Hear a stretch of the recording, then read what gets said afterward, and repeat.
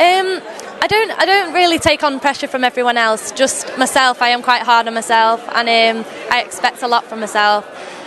Sometimes it can be a good thing, though. In the world of mixed martial arts, there are fighters who punch hard, and then there are fighters who change the game. Dakota Ditcheva, often called the dangerous one, is one of those rare athletes who do both. Born in Manchester, England, to a British father and a Bulgarian mother, Dakota grew up surrounded by the fighting spirit.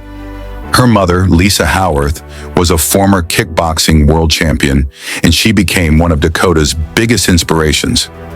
Fighting was not just a sport in her house, it was part of life. From a young age, Dakota learned discipline, strength, and how to stay calm under pressure.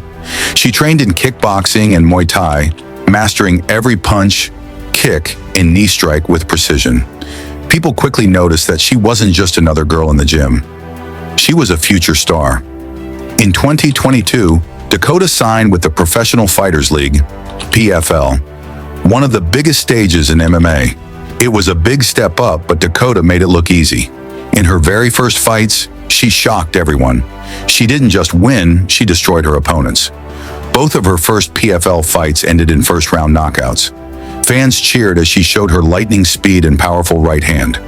It was clear, Dakota Ditcheva had arrived. Her combination of calmness and violence was fascinating. She didn't rush. She didn't yell or show off. She fought like a machine, smart, cold, and precise. Her nickname, Dangerous Dakota, fit perfectly.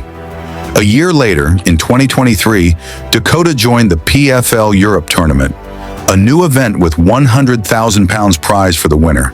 It was a chance to prove she was one of the best fighters in the world. Her first match was against Minna Hermansen. Hermansen was tough, but Dakota was on another level, as she took control quickly, showing not only her striking skills, but also her ground game. In the first round, Dakota wrapped her arms around Minna's neck and delivered her first career submission, a rear naked choke. The crowd exploded with excitement. Dakota had just shown she could win anywhere, even on the ground. The next fight was even tougher. Dakota faced Cornelia Holm, a strong Swedish wrestler known for breaking arms and choking opponents unconscious. Holm believed her experience would make the difference. "If you compare my experience, it's a lot bigger than hers," Holm said confidently before the fight. "She won't survive 3 rounds."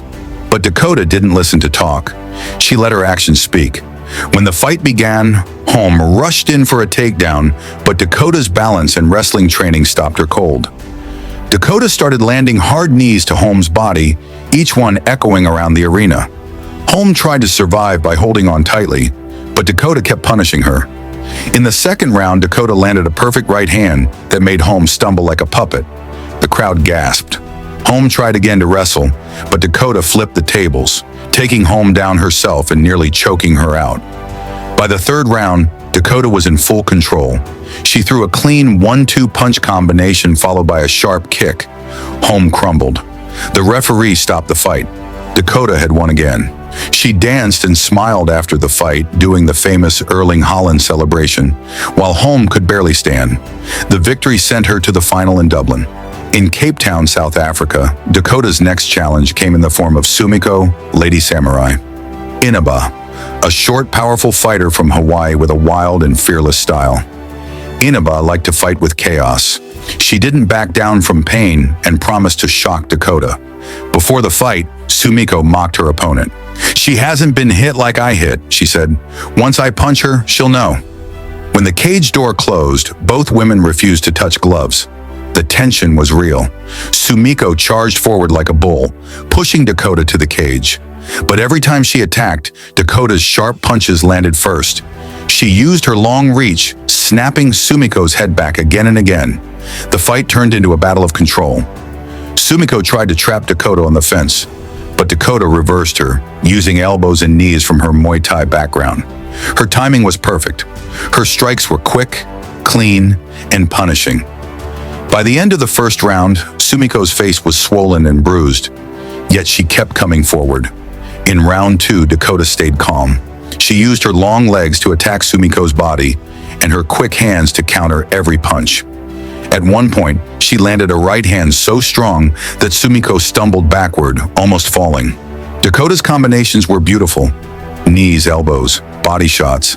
everything connected. Sumiko tried to fight back but couldn't match Dakota's accuracy or power. Still, she refused to quit. Her toughness was legendary. By the third round, Dakota was in control. But in the middle of the round, something terrible happened. She broke her left arm. She winced in pain but refused to stop. With one arm, she kept fighting, using her right hand and knees to dominate. Even injured, she outclassed Sumiko completely. When the final bell rang, everyone knew who had won. The judges' scorecards read 30-27, 30-27, and 30-24. A clean sweep. Dakota raised her hand, but she wasn't smiling. She said softly, "I think I injured my hand again.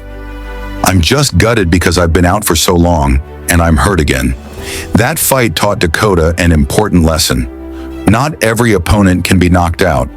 Some fights require patience and strategy. Even with one broken arm, she had still proved her dominance.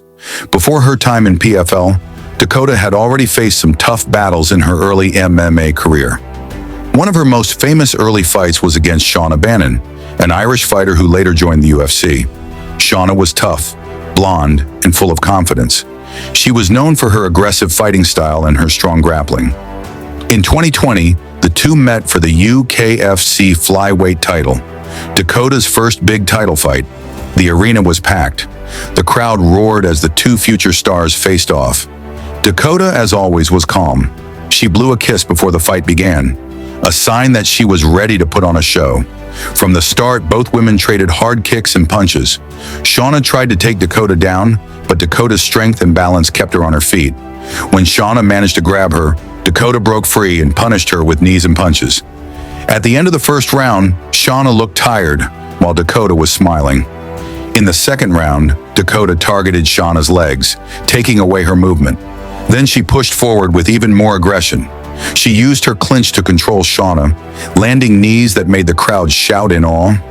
Every time Shauna tried to wrestle, Dakota outmuscled her.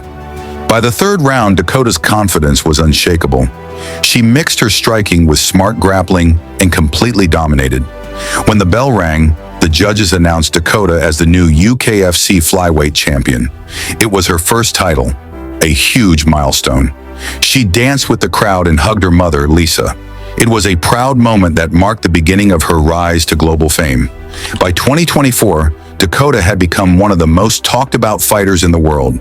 She was now part of PFL America, where the stakes were higher, and the prize was a life-changing $1 million. Her final opponent was Taila Santos, a tough Brazilian fighter known for her grappling and power.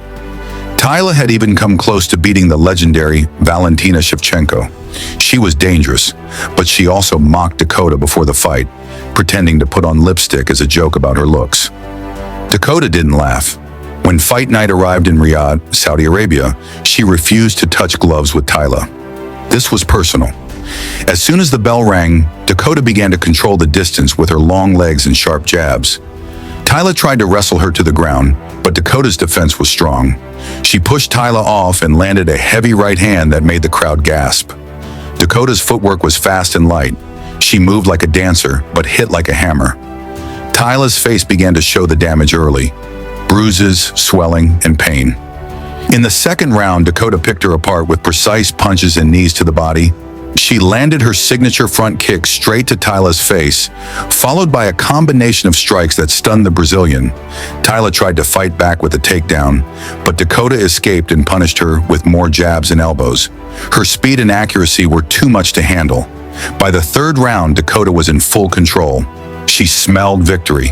A huge elbow landed clean, then a 1-2 combination, then another knee to the body.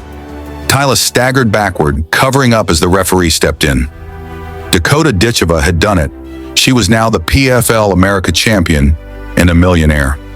In celebration, she picked up the lipstick Taila had mocked her with before and put it on herself in the center of the cage, smiling proudly.